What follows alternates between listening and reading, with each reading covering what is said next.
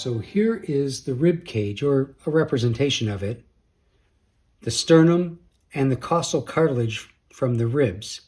And then right here, the clavicle as it would articulate with the sternum. This is the acromial end, again, the flatter end, and the more blunt end would be the sternal end, articulating with the manubrium of the sternum. So let's get this out of here and look closer at the sternum. So here's your sternum. This first part is the manubrium, the angle of Lewis right here, the body of the sternum, and then this fibrocartilaginous tip called the xiphoid process. When you're looking at this rib cage, an easy way to determine whether or not you're looking at a true rib or a false rib is the costal cartilage. Now, the osseous portion, the bony portion of the rib is not represented here, but you can still see the cartilage that connects that rib to the sternum. And if that cartilage connects directly to the sternum, it's a true rib. So this would be 1, 2, 3, 4, 5, 6, 7 true ribs, and that's consistent with the human body. There are some models like this that will have 8 or 9 true ribs represented, and it's not that the human body has 9 true ribs, it has 7. But it's that they're testing to see if you understand the rule of what makes that a true rib, and what makes that a true rib is, does it connect directly to the sternum? So these first 7 do, but the last 2 represented down here, they don't connect to the sternum, they connect to the cartilage above them, right here. So these would be considered false ribs. So typically the human body will have 7 true ribs, 3 false ribs, and 2 floating ribs, which don't have costal cartilage at all. So there is your sternum and how the clavicle would articulate. I just thought I'd throw this last model up here to show you exactly what I was mentioning. So here's 1, 2, 3, 4, 5, 6, 7, 8. There's a little separation right here, but this one still connects directly to the sternum. So this is representing 8 true ribs, and then these 2 are false. The previous model had 7 true ribs, and so on. But it's just the rule that if it connects to the sternum, it's a true rib. If it does not, it's a false rib. There you go. Here we're looking at the vertebrae that make up our vertebral column. This is a cervical vertebra from the neck region, from the chest region, a thoracic vertebra, and then from the lumbar region, a lumbar vertebra. They have all the same basic parts, and we're going to cover only the very basics here. So if you look at this is a thoracic vertebrae. It has a spinous process, 2 transverse processes. It has a vertebral body and a spinal foramen or spinal canal. That's a thoracic vertebrae.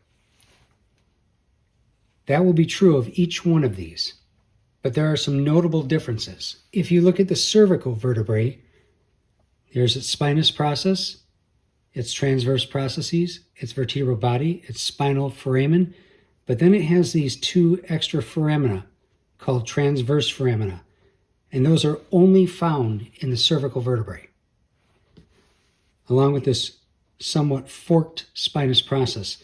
So if you see these transverse foramina, there's no way to mistake that for anything but a cervical vertebrae. If we look at the thoracic vertebrae, it has the spinous process, it has the transverse processes, the vertebral body, the spinal foramen, it has no transverse foramina, and it kind of looks like a giraffe, right? It doesn't have a forked spinous process, it has a long, pointy process. Looks kind of like a giraffe. So you cannot mistake a thoracic for a cervical. If we compare the thoracic to the lumbar, again, there's no mistaking it. This one, first of all, looks kind of like a moose, right? Looks like a moose. But it has a big, blunt, almost hatchet-shaped spinous process. It has huge transverse processes and a massive vertebral body. Outtake, a massive vertebral body. And it makes sense because this is the lowest level of vertebrae in your vertebral column. It's bearing the greatest amount of weight. And this is where we see it sitting on top of that sacrum. So huge vertebral body, spinal foramen, transverse processes, a big blunt hatchet-shaped spinous process. That is a lumbar vertebrae you can't mistake for any other. So these are the three types of vertebrae we see in the human body and the basic differences between them. But then there are two in the cervical region that are different from any other vertebrae even in that region. And that would be this one here, the axis, and this one here, the atlas. So if we remove the other vertebrae and stick with just cervical,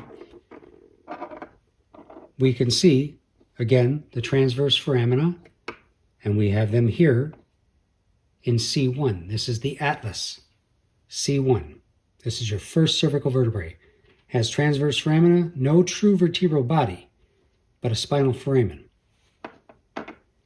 This is the axis, C2. Has transverse foramina, they're kind of on an angle here. It's spinous process. If you turn it over, you can clearly see the vertebral body, but then it has this process sticking up. This is your odontoid process, or dens. And that's how C1 will sit on C2 and articulate. Slide this up a little bit. So this is how it will pivot, right here. And then your skull would sit right on top of there. So if I bring in a skull, it's going to sit right on top like this. And from a long ways back, we describe these occipital condyles. So if we take C1 off of there, it'll sit right there on the occipital condyles of your skull. And it has that huge spinal foramen because it's right up against the foramen magnum. That's where your spinal cord will exit the skull. So there you go. C1 and C2. First and second cervical vertebrae. Now one more thing I want to show you.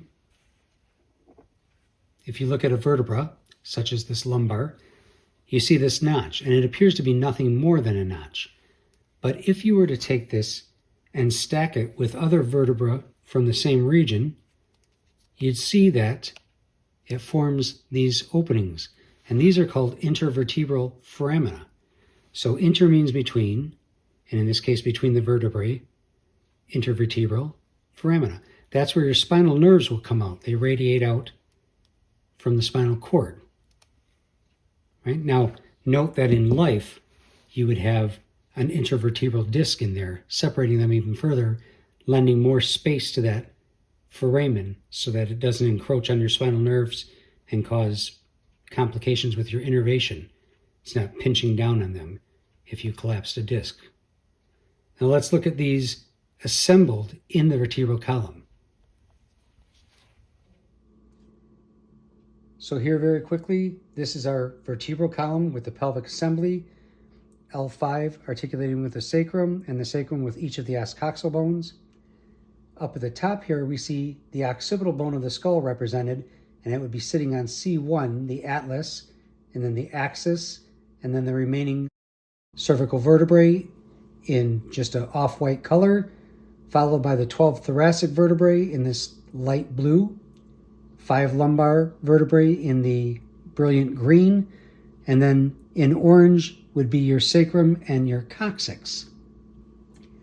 One other notable thing here is up at these cervical vertebrae, you see these two red structures. They're representing vertebral arteries that go on to feed your brain. And you'll notice they're running through the transverse foramina of the cervical vertebrae. That's the purpose those foramina serve. They house the vertebral arteries which are feeding your brain, so they're well protected by bone. And then right here you can see where the spinal nerves, represented by this yellow rubber, are extending out from the spinal cord through those intervertebral foramina.